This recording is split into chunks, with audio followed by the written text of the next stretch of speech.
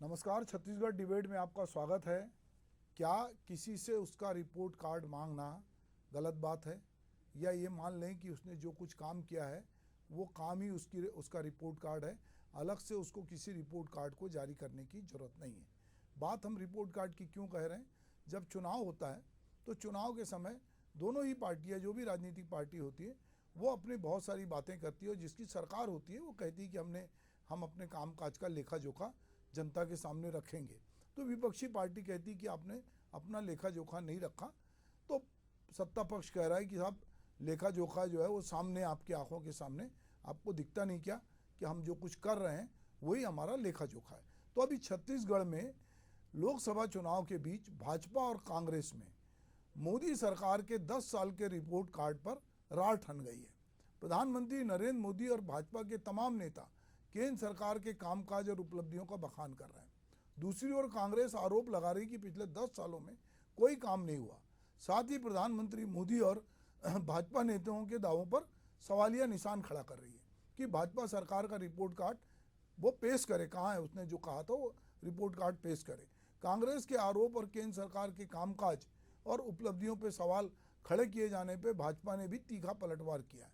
भाजपा ने कहा है कि कांग्रेस नेता इटालियन चश्मे पहने हुए उन्हें 11 करोड़ परिवार के लिए मुफ्त में शौचालय का निर्माण, 4 करोड़ पीएम आवास, 80 करोड़ लोगों को मुफ्त राशन, उज्ज्वला योजना में मिले गैस कनेक्शन और देश के आंतरिक और बाह्य रूप से मजबूत हुआ है, वह नहीं दिख रहा है।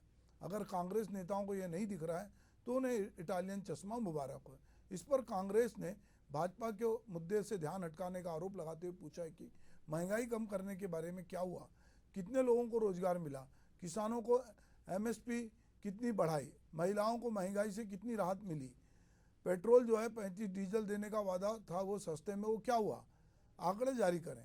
हम इसी मुद्दे पे आज चर्चा करेंगे, पर इसके पहले देखते हैं राजनेताओं की प्रतिक्रिया। कांग्रेस नेता यदि इटालियन चश्मा पहने हैं और उन्हें नहीं दिखता कि 11 करोड़ परिवार में मुफ्त में शौचालय का निर्माण हुआ है, 4 करोड़ प्रधानमंत्री आवास बने हैं, आज देश चौतरफा विकास कर रहा है, देश आंतरिक बाह्य रूप से मजबूत हुआ है, देश की अर्थव्यवस्था मजबूत हुई है, हर क्षेत्र में देश ने तरक्की की है, ये कांग्रेस के नेताओं को नहीं दिख रहा है, तो उनको इटालियन चश्मा मुबारक हो। देखिए, आप गाली बक के अभद्रता करके मुद्दों से ध्यान नहीं हटा सकते। पिछले 10 साल में नरेंद्र मोदी जी ने क्या किया है, अरुण साहु जी विद्वान अधिवक्ता भी रहे हैं, तो उसको बता दें कि महंगाई कम करने के बारे में क्या हुआ, कितना % महंगाई कम हुई, कितने लोगों को 2 करोड़ के हिसाब से 20 करोड़ में रोजगार दिए, इसका आंकड़ा प्रस्तुत कर दें। किसानों की एमएसपी मोदी जी ने कितना बढ़ाया, इसके बारे में अरुण साहु जी बता दें। महिलाओं को महंगाई से कितना राहत मिला, दाल आटा के भाव में कितनी कमी आई, या किन किन राशन सामग्रियों के सामान में जीएसटी लगा के महंगा किया गया था, फिर उसको मोदी जी ने कम कर दिया, या 35 रुपये में पेट्रोल डीजल देने की बात कहाँ पूरी किया, 15 लाख किनके खाते में, इन सबका आंकड़ा जारी कर दें। इटालियन चश्मा, जर्मनी का टोपी, ये सब बातें करके, अनर्गल बातें करके मुद्दों से ध्यान भटकाना भारतीय जनता पार्टी की फितरत है। तो हम ये देख रहे हैं कि मुद्दों से ध्यान भटकाना बीजेपी की फितरत है, और कांग्रेस कह रही कि अगर आपने 10 साल में जो भी काम किया है, जो कि आप खुद ही कह रहे हो कि हमने बहुत काम किया है और आपको खुली आंखों से देखना चाहिए, आप इटालियन चश्मा लगाए हुए, और इटालियन चश्मा एक सिंबल है। आप कितने दिनों तक इटालियन की बात करेंगे? अब ये बहुत अरसा हो गया, ये विदेशी बहू वाले जो हैं शरद पवार अब इधर आ गए हैं, तो ये बात अब गले नहीं उतरती कि आप इटालियन चश्मे की बात करें। पर हाँ, रिपोर्ट कार्ड कांग्रेस मांग रही है 10 साल का, और वो पूछ रही है कि आप रिपोर्ट कार्ड दें, और आप कह रहे हैं कि हमने काम किया है, हमारा काम दिख रहा है, तो इसमें क्या रिपोर्ट कार्ड देने में कोई मतलब गुरेज है, या किसी पार्टी को अपना रिपोर्ट कार्ड देना चाहिए कि नहीं देना चाहिए? अगर उसने कोई किसी मामले में, जैसे कहते हैं कि जनता को लगता है कि किसी मामले में कोई चीज़ साफ नहीं है, तो ये भी मांग होती है कि श्वेत पत्र जारी करो। तो अभी श्वेत पत्र की तो बात नहीं हो रही है, अभी रिपोर्ट कार्ड की बात हो रही है। तो ये रिपोर्ट कार्ड क्या भला है, क्यों कांग्रेस इसको मांग रही है, कांग्रेस के मन में इस तरह के सवाल क्या हैं? तो हम सबसे पहले जो है कांग्रेस की जो प्रवक्ता है नीता लोधी जी, उनका स्वागत भी है, और मैं चाहूँगा कि वो इस पर बात करेंगी। हमारे साथ काउंटर करने के लिए रविंद्र सिंह जी हैं, भाजपा के प्रवक्ता, उनका भी स्वागत है। तो पहले नीता जी, जब खुली आंखों से पूरे देश को बोलते हैं कि काम दिख रहा है, सर चढ़ के बोल रहा है काम, तो आप रिपोर्ट कार्ड क्यों मांग रहे हैं? फिर इनको कह रहे हैं कि आप तो हमने अर्थव्यवस्था को 11 से 5 पे ले आए, अभी पूरा दुनिया आपकी सम्मान कर रही, कह रही कि साहब विश्व के नेता हैं, विश्व में सरकार बनना चाहिए इनकी, पर आप कांग्रेस के लोग ये छोटी बात करके इनको क्यों परेशान कर रहे हैं? देखिए, सबको धन्यवाद। अब तो देना होगा, हिसाब तो देना होगा। हमारा भारत में एक लोकतंत्र है, लोकतंत्र में झूठ बोलकर, शगुफा फैलाकर, छल कर कर, भ्रम की स्थिति फैलाकर भारतीय जनता पार्टी ने 2 बार अपने मौका ले लिया और 10 साल मिल गए इनको राजकाज करने के। 2014 की बातें हो चाहे 2019 की बातें हो, इन्होंने एक वादा भी पूरा नहीं किया। महंगाई कम करने की बात की थी 100 दिन में, आप बता दीजिए क्या महंगाई कम हुई? उल्टा महिलाओं के रसोई में डाका डालने का काम किया। आज आटे पे, दाल पे, पनीर पे, दूध पे, घी पे, सारे पे टैक्स देना पड़ता है, जीएसटी देनी होती है। आप देखिए, हमारे गैस सिलेंडर 500 रुपए में देने की बात कही, इन लोगों ने कहा दिया? इन्होंने बात की थी भारतीय जनता पार्टी किसानों की आय दुगनी होगी, कहा किसानों की आय दुगनी हुई? आपने ना एमएसपी तय करी, नहीं किसानों का खर्चा माफ किया, और बल्कि जो किसानों का जीएसटी उपकरण में जीएसटी लगाकर इनको और अधिक भार सहन करने दिया। कीटनाशक में और पेस्टिसाइड में आपने जीएसटी लगा दिया। तो किसानों को जब दिल्ली किसान बात करने जाते हैं तो उनके रास्ते में कीले डाल दिए जाते हैं और आंसू गैस की गोले छोड़े जाते हैं। तो कौन आपने भर्ती के नाम पे अग्निवीर ऐसे कहा कि जो 24 साल का बच्चा 24 साल की उम्र में रिटायर कहलाएगा? तो आपने क्या काम किया, कुछ तो बताएं भाई। लोगों को भ्रम फैलाना, छल करना, अभी भी आप देख लीजिए, अभी वर्तमान में भी केवल लोगों का मुद्दे पे ध्यान भटकाकर डाइवर्ट करने का काम भारतीय जनता पार्टी करती है। पर कांग्रेस भी अपने मुद्दों पे लड़ेगी और अपने मुद्दों पे काम करेगी। कांग्रेस ने 5 न्याय और 25 गारंटियां लेके आई है, जिसमें किसानों के साथ, महिलाओं के साथ, आम जनमानस के साथ भागीदारी का न्याय है, श्रमिकों का न्याय है, किसानों का न्याय है। हमने किसानों को ऋण माफ करने की भी बात कही है और एमएसपी लागू करने की भी बात कही है, और साथ ही साथ जीएसटी भी समाप्त करेंगे और महिलाओं को सक्षम करने के लिए भी नारी न्याय योजना बनाई है ताकि हमारी महिलाएं सक्षम हो सके। 30 लाख से अधिक पद हमारे सरकारी रिक्त पड़े हुए हैं। एक तरफ ये सरकारी रिक्त पद करते नहीं है, दूसरी तरफ प्राइवेटाइज करते जाते हैं। प्राइवेटाइज करने के साथ साथ जहाँ सरकारी नौकरियां भी समाप्त होती है, वहीं आरक्षण भी धीरे धीरे समाप्त हो जाता है। भारतीय जनता पार्टी 400 का सुबह इसलिए छोड़ रही है कि ये चाहती है संविधान बदलना। आप देखेंगे, आज अगर 400 पार की बात हम करते हैं तो मनरेगा मजदूर जो रहे, मनरेगा में जो दूर दूर के लोग, ग्रामीण अंचल के लोग काम करते हैं, उनकी आय को 400 रुपए करने का बीड़ा कांग्रेस पार्टी ने उठाया ताकि उनका जीवन स्तर उठ सके, संवर सके।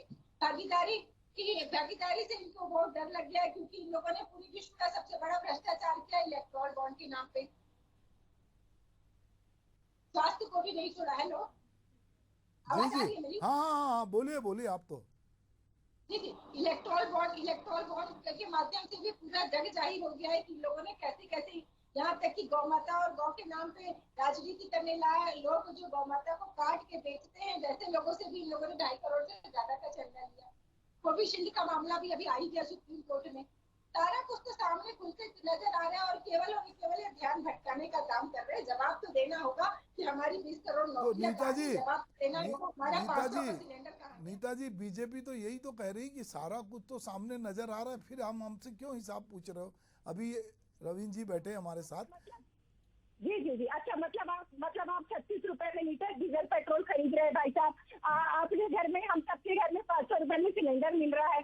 हम सबके बच्चों को और भाइयों को सरकारी नौकरी मिल गई है। यही मतलब हुआ भाई। देखिए, ऐसा है कि 10 साल में जब से मोदी जी आए हैं तो इनके बहुत सारे नेता कहते हैं, और अभी इनकी एक प्रत्याशी है कंगना रनावत, उन्होंने कहा था कि असली आज़ादी जो है 2014 के बाद मिली। बीजेपी कह रही कि देश में पिछले 75 साल अमृत महोत्सव में जो भी ज़्यादा बढ़िया काम हुआ वो 10 साल में हुआ, और बहुत सारे 10 साल के दावे कर रहे हैं। और बहुत सारी चीज़ें जो ग्राउंड जीरो पे दिखती है, स्वच्छता अभियान का श्रेय मोदी जी को जाता है। जगह जगह शौचालय जो है वो आपको दिखते हैं, जिसकी बात ये करेंगे। ये कहेंगे कि महंगाई का परसेंटेज कम हुआ है, ये कहेंगे कि बेरोजगारी जैसा उसका परसेंटेज कम हुआ है।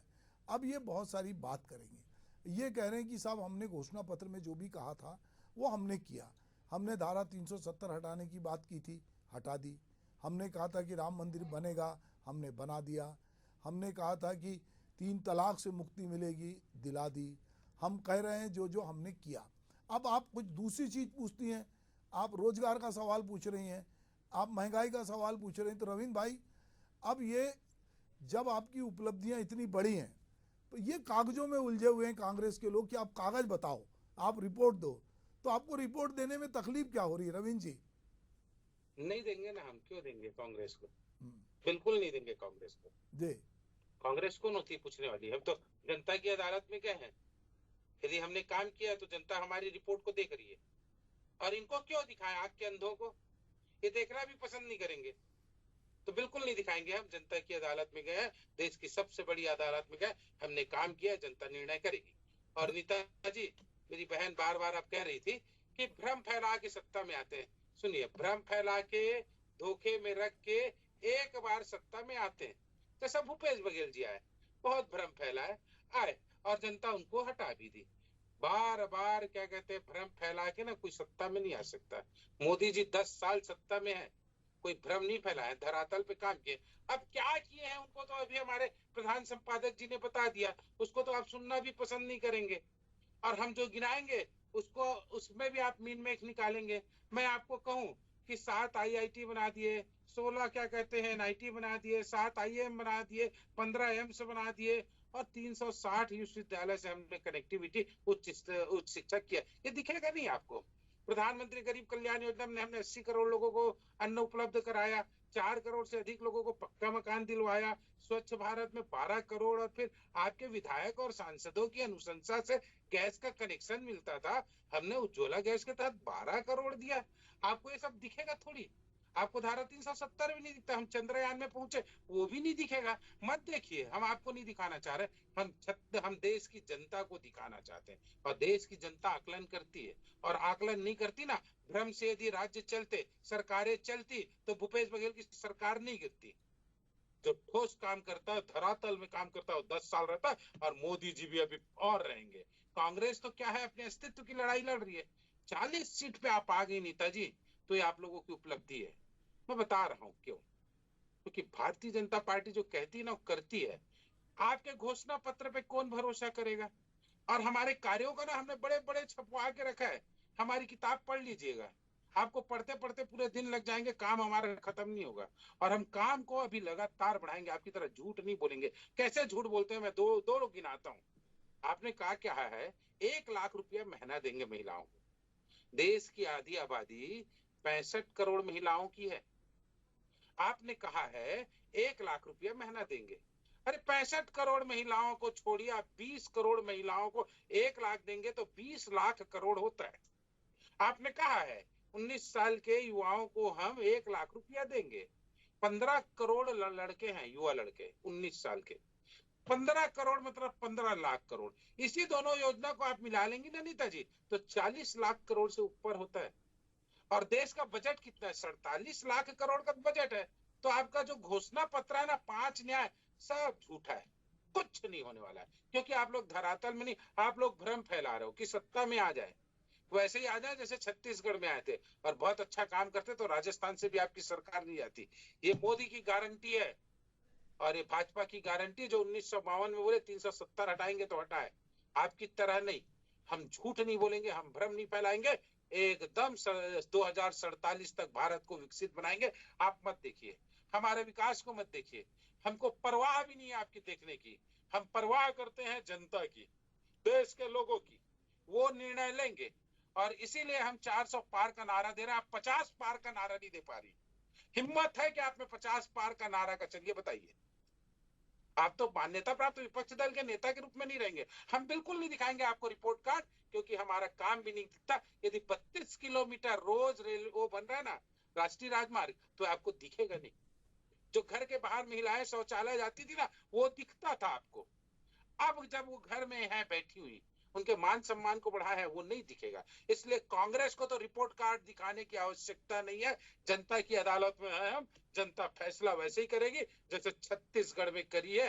नीता जी, कम से कम इटालियन चश्मे को तो छोड़िए, आंखों में यदि मोतियाबिंद भी हो गया तो इलाज करवा लीजिए। स्वच्छ राजनीति और स्वस्थ राजनीति के लिए आवश्यक है। कृपया लोकतंत्र में सकारात्मक राजनीति करिए, नकारात्मक राजनीति की जगह नहीं है, क्योंकि 40 सीट पे आप सिमटेंगे।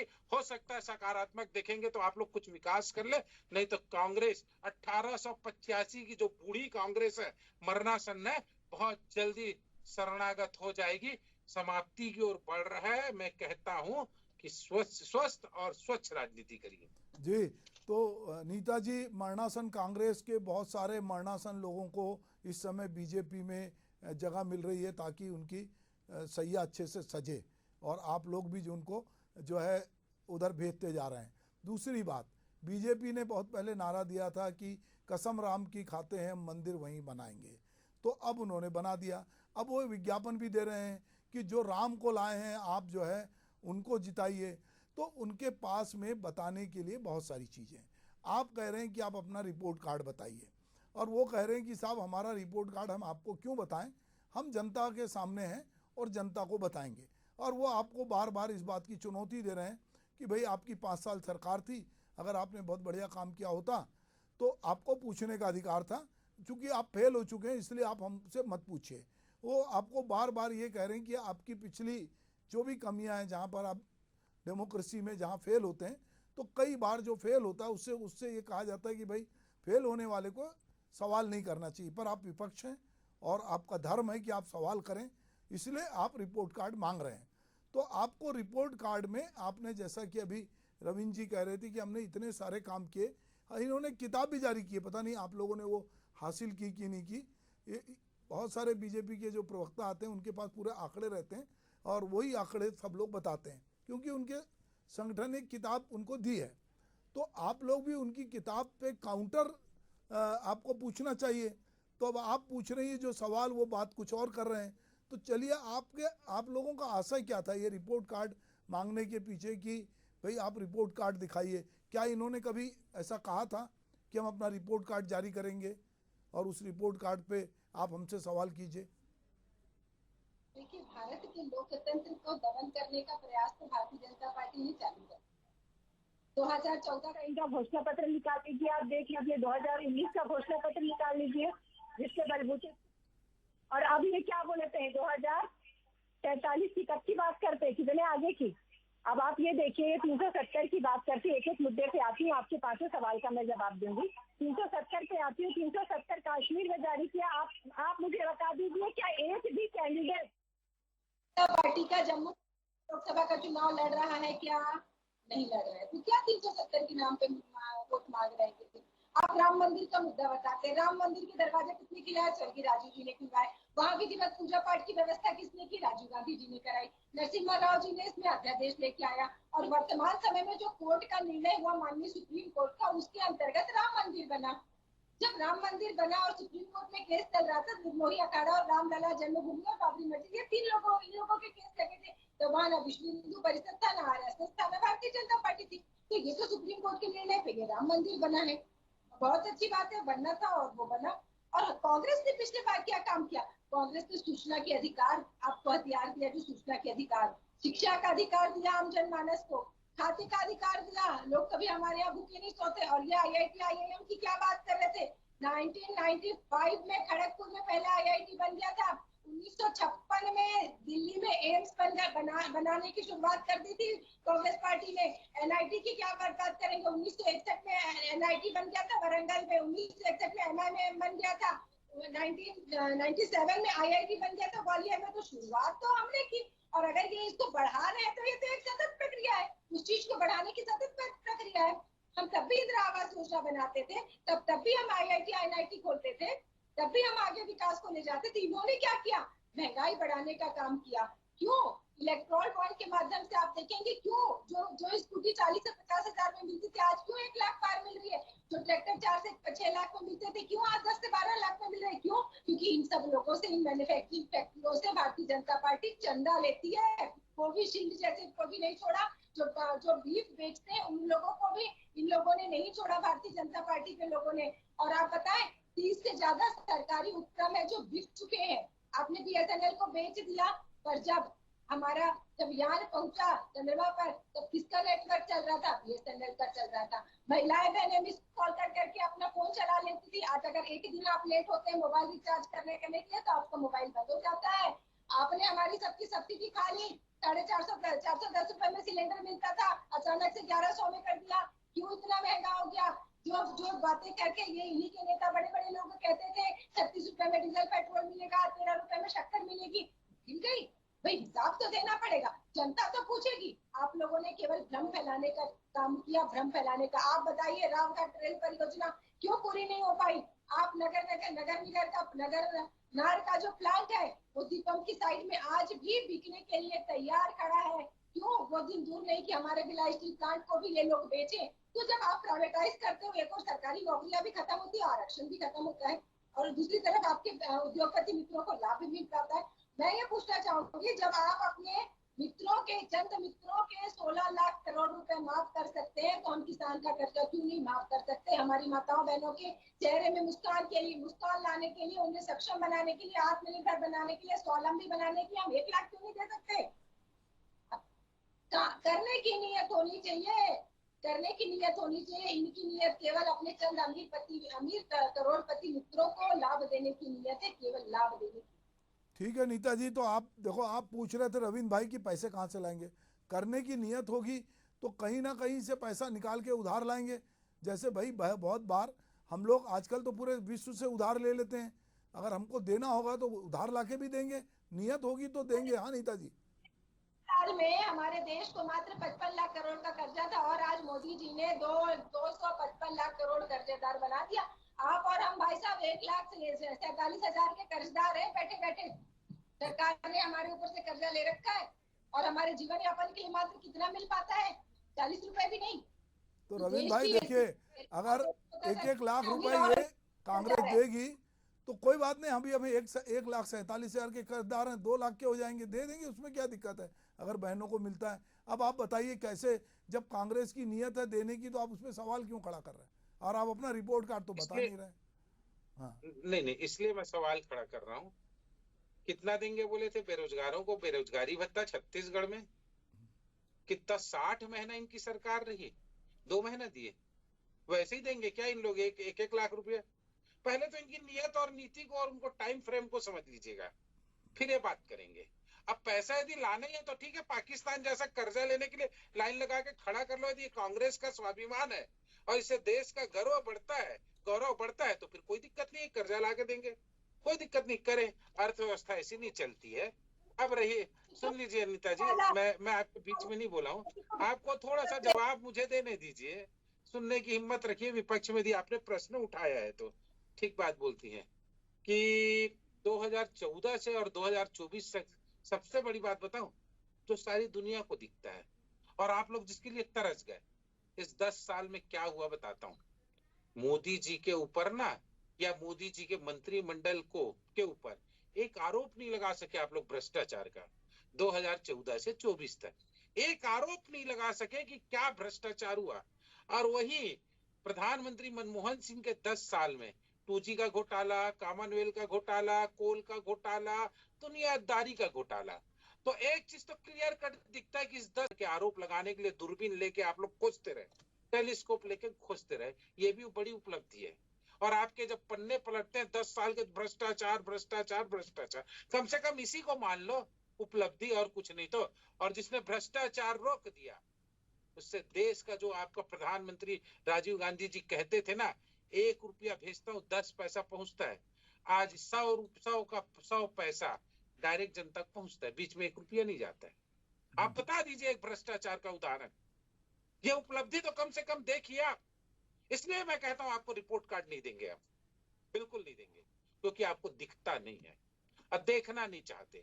जो सोया रहता है ना नीता जी, उसको हम उठा सकते हैं, लेकिन जो सोने का नाटक करता है ना, उसको कैसे उठाएंगे बताइए।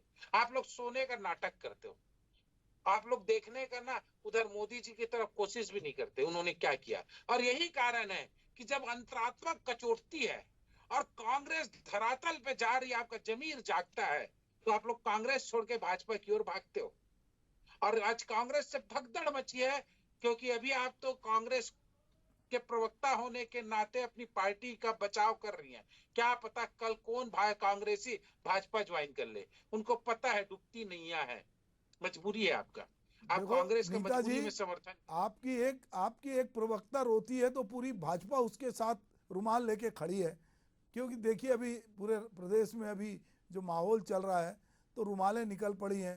तो अभी ये एक प्रकार से रविंद्र भाई जो एक प्रकार के ऑफर दे रहे हैं कि आप भी जो है पूरी कांग्रेस भाजपा में हो रही है, तो एक अलग तरह की बात है। पर प्रजातंत्र में विपक्ष भी होना चाहिए और सरकारें भी जो है बदलती रहनी चाहिए।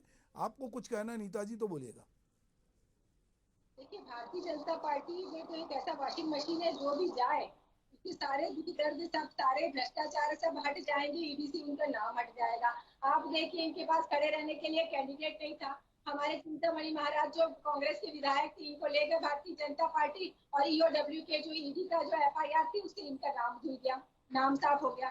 भोजराज नाग जिनके ऊपर रेप का केस था, उनको इन्होंने प्रत्याशी बनाया। वो बात तो छोड़िए, अगर आप देखें इनके वॉशिंग पाउडर में कौन कौन नहीं धुल गया है। एकनाथ शिंदे जी अपने 31 विधायकों के साथ चले गए, उनकी सारी ईडी की जांच बंद हो गई। शरद पवार जी, इनके पूरे सारे केस धुल गए और ये भारतीय जनता पार्टी में चले गए। हेमंत विश्वकर्मा, वहाँ के मुख्यमंत्री जो असम के हैं, उनके ऊपर ईडी का छापा है, वो चले गए, वो उनके पूरे पाप धुल गए।